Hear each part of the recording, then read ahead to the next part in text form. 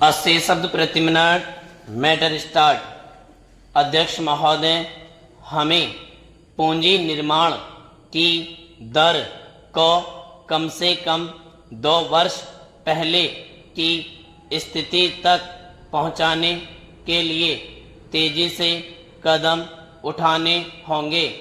तेजी से विकास करने के मूल में यही है कि पूंजी निर्माण की दर बढ़ाई जाए और साथ ही साथ घरेलू बचत भी बढ़ाई जाए। पिछले 2 वर्षों में हम इस दिशा में काफी पिछड़ गए थे, परंतु अगले 1-2 वर्षों में ठोस कदम उठाकर हमें फिर पुरानी स्थिति प्राप्त करनी है।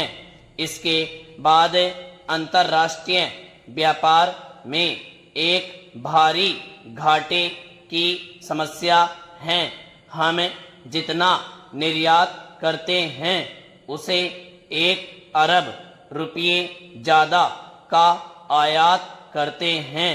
सहायता मिलने के वर्तमान अंतर्राष्ट्रीय वातावरण को और यथाशीघ्र आत्मनिर्भरता प्राप्त करने की अपनी नीति को देखते हुए हमें इस अंतर को शीघ्र से शीघ्र कम करना है।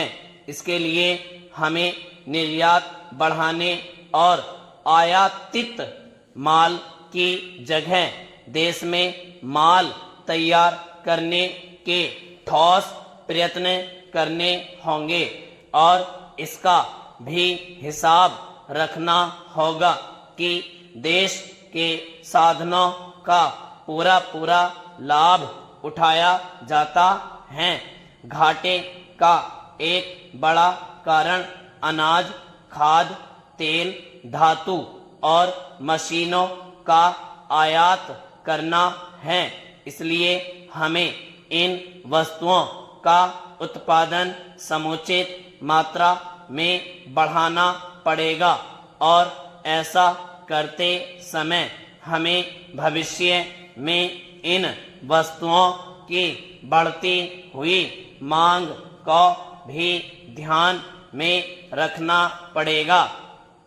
निर्यात तो बढ़ाना ही चाहिए और कम से कम समय में आत्मनिर्भरता प्राप्त करने के लिए हर संभव प्रयत्न किया जाना चाहिए। वास्तव में हमारी प्रगति की नीति इसी के साथ जुड़ी हुई है और पिछले 10 वर्षों से हम इसी दिशा में कुछ न्यूनाधिक सफलता के साथ आगे बढ़े हैं। बिना सोचे विचारे हमारी योजनाओं और नीतियों की बराबर जो आलोचना की जाती है उससे तो मूल प्रश्नों के बारे में भ्रम ही पैदा होता है। मेरे विचार में हमारे प्रयत्न अब सफल हो रहे हैं। कृषि के क्षेत्र में हम काफी तेजी से या सराहनीय ढंग से आगे बढ़ रहे हैं। अब हम अपने ही साधनों के द्वारा पूंजी निर्माण में निरंतर अधिकाधिक सक्षम बन रहे हैं। वास्तव में इस समय स्थिति कुछ विचित्र सी है। आज हमारे यहाँ भारी मशीनें आदि पूंजीगत सामान बनाने की क्षमता बेकार पड़ी हुई हैं, जबकि कुछ ही वर्ष पहले हमें मशीनें बाहर से मंगानी पड़ती थीं। इस स्थिति का कारण यह नहीं कि भारत इस्पात और मशीनें बनाने वाला महान राष्ट्र बन गया है। इसका कारण यह है कि हम अपने देश ही में पूंजीगत सामान को बनाने के हर संभव प्रयत्न कर रहे हैं। ब्राह्म